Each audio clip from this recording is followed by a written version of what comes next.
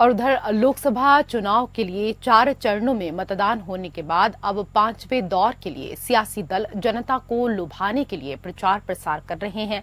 लेकिन जनता की क्या कुछ रणनीति है, इस बार किन मुद्दों पर जनता वोट करेगी? झारखंड के बोकारो में जनता किस मुद्दे पर अपने सांसद को चुनेगी? बोकारो में किस ओर सियासी बयार बह रही है, ये जानने के लिए हमारे संवाददाता ने यहां के मतदाताओं से बातचीत की। चलते चलते आइए आपको दिखाते हैं यहां के मतदाताओं ने क्या कुछ कहा।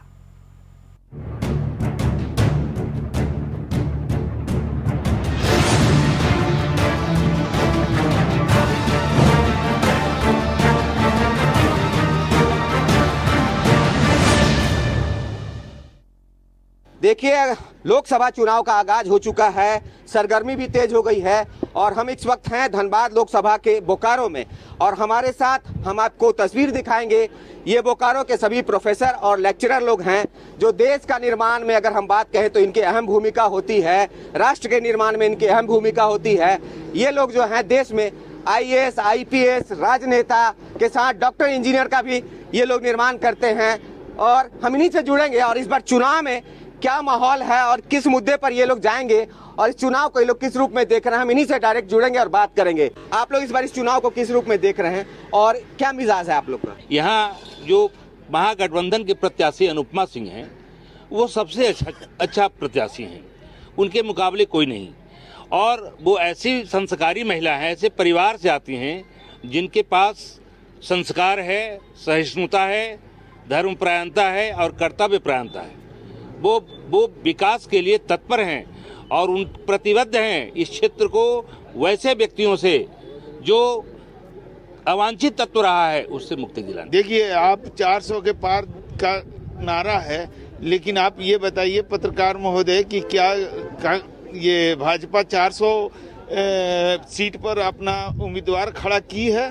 400 सीट पर उम्मीदवार का खड़ा की नहीं है और ये जुमलाबाजी कि हम 400 पार कर जाएंगे। यहाँ नरेंद्र मोदी नहीं है, यहाँ हमको 2 व्यक्ति में से एक को चुनना है। एक सर्वश्रेष्ठ है और एक बुरी तरह खराब है। 10 साल के विकास की बात करें कि हम विकास के मुद्दे पर, मोदी जी के चेहरे पर और साथ ही साथ 400 पार का नारा भी लगा रहे हैं, क्या लगता है? मोदी जी के चेहरे पे हम लोगों ने 2 बार मोदी जी को मौका दिया। 10 साल उनके आश्वासन पर हम लोगों ने 2 बार उनको जिताया, इनकी सरकार बनाई। आज जहां भी मोदी जी जा रहे हैं, अब 10 साल के अंतर्गत उन्होंने क्या काम किया, इसका ब्यौरा जनता के बीच नहीं रख रहे हैं। इसलिए लोग को ये समझ में आ रहा है कि परिवर्तन आवश्यक है। तो मोदी जी का जो जुमला आप लोग कह रहे हैं कि जुमलाबाजी कर रहे हैं, 400 पार का नारा महिलाओं के लिए तो काफी उन्होंने किया है। तो हम लोग के लिए कुछ नहीं किया अभी तक। कुछ नहीं किया है हम लोग के लिए। आप बोलिए, इस बार आपका क्या मुद्दा रहेगा चुनाव में? आप किस मुद्दे पर वोट करेंगे? चुनाव में हमको ये देखना है कि हमारे लिए प्रत्याशी कौन अच्छे हैं, ये सोच के हमको जिताना है और वोट देना है।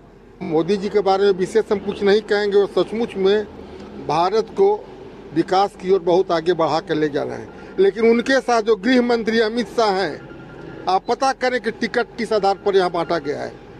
अगर मोदी जी हैं तो मैं पहले उनको वोट दूंगा, लेकिन अगर मोदी जी किसी सड़ा हुआ व्यक्ति को कि आप उसको चुनिए, हम शाकाहारी हैं, हमको कह दें कि मांस खाओ तो हम खाएंगे, नहीं खा सकते हैं। इसलिए यहाँ हम लोग के सामने एक विकल्प के तौर पर ही आई है।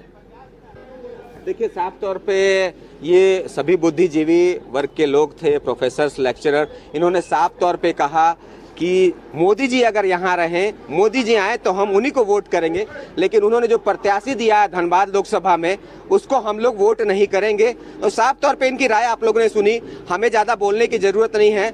हमारे दर्शक समझेंगे और जानेंगे कि इस बार चुनाव में इन बुद्धिजीवी का भी क्या मुद्दा रहेगा। मैं नीरज, APN न्यूज के लिए बोकारो से।